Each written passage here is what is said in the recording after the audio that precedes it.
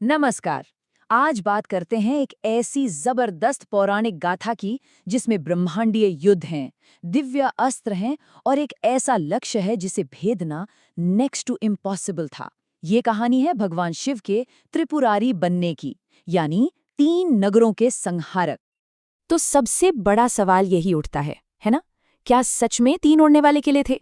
और उससे भी बड़ा सवाल कि कैसे सिर्फ एक तीर ने उन तीनों को एक साथ नष्ट कर दिया। चलिए इस पूरे रहस्य को सुलझाते हैं। तो देखिए, ये पूरी कहानी शुरू होती है एक वरदान से। एक ऐसा वरदान जिसने 3 असुर भाइयों को लगभग इनविजिबल बना दिया था।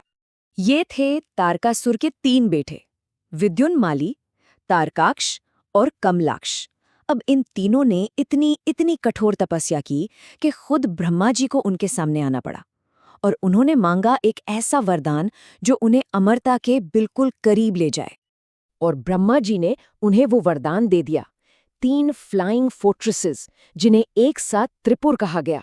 सोचिए जरा, एक किला लोहे का जो जमीन पर चलता था, दूसरा चांदी का जो आसमान में उड़ता और तीसरा सोने का जो स्वर्ग में घूमता था।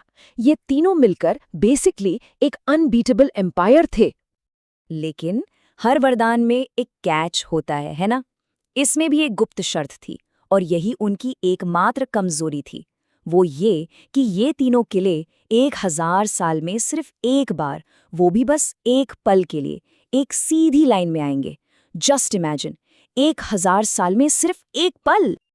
अब ऐसी पार के सामने देवताओं की सेना भी कुछ नहीं कर पाई और यहीं से कहानी में असली टेंशन शुरू होता है। देवताओं की हर कोशिश बेकार जा रही थी। ये किले पलक झपकते ही अपनी जगह बदल लेते थे, पूरे कॉस्मोस में कहीं भी टेलीपोर्ट हो जाते थे। उन पर कोई भी हमला यूजलेस था। तब जाके देवताओं को रियलाइज हुआ, उन्हें समझ आया कि ये लड़ाई ब्रूट फोर्स से नहीं जीती जा सकती। इसके लिए चाहिए थी इंटेलिजेंस, एक डिवाइन स्ट्रैटेजी। और जब सारी उम्मीदें खत्म होने लगीं, तब देवता गए महादेव के पास, भगवान शिव के पास। और यहीं से शुरू हुई यूनिवर्स के सबसे पावरफुल वेपन को बनाने की तैयारी। देवताओं की बात सुनकर शिव ने उन्हें भरोसा दिलाया और एक प्रॉमिस किया। उन्होंने कहा, जब वो 1000 साल वाला मोमेंट आएगा और तीनों के लिए एक सीधी लाइन में होंगे, ठीक उसी पल मैं एक ही तीर से उनका अंत कर दूंगा। अब इस काम के लिए जो हथियार बनाना, वो कोई मामूली हथियार नहीं था। पूरा का पूरा कॉस्मोस एक साथ आया था। धनुष बना मंद्राचल पर्वत, उसकी डोरी बने सर्पराज वासुकी, तीर थे खुद भगवान विष्णु और तीर की नोक अग्निदेव। रथ बनी ये पूरी पृथ्वी और उसे चलाने वाले सारथी थे खुद ब्रह्मा जी। तो अब कहानी पहुंच चुकी है अपने क्लाइमैक्स पर। सोचिए, 1000 साल का इंतजार, पूरे यूनिवर्स की उम्मीदें और सब कुछ एक ही तीर पर टिका हुआ था। 1000 साल, 1000 लंबे साल का इंतजार आखिरकार खत्म हुआ। वो रेयर कॉस्मिक इवेंट आ ही गया और वो तीनों के तीनों अजेय किले, लोहे, चांदी और सोने के एक पल के लिए एक सीधी रेखा में आ गए। ऐसा लगा जैसे पूरे कॉस्मोस ने अपनी सांस रोक ली हो। और बस उसी पल महादेव ने तीर छोड़ दिया। वो तीर नहीं था, एक कॉस्मिक एनर्जी का ब्लास्ट था। वो एक लाइट बीम की तरह पहले लोहे के किले को चीरता हुआ निकला, फिर चांदी के किले को और आखिर में सोने के किले को भेद गया।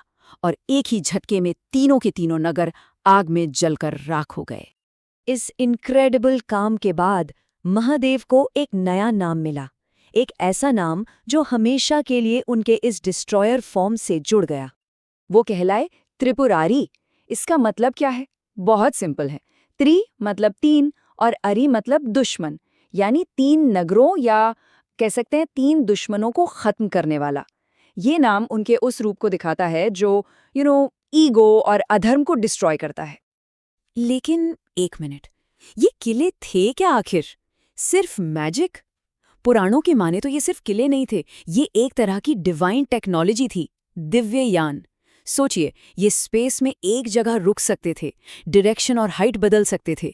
इनके पास एक इनविजिबल डिफेंस शील्ड था और इनकी स्पीड सेलेस्टियल थी। तो आखिर में ये सवाल बचता है, क्या ये कहानी सिर्फ गुड वर्सेस इविल की है, या फिर ये ब्रह्मांड के उस गहरे संतुलन, उस कॉस्मिक बैलेंस को दिखाती है जिसे बनाए रखने के लिए कभी-कभी विनाश भी जरूरी हो जाता है? इस पर सोचिएगा जरूर।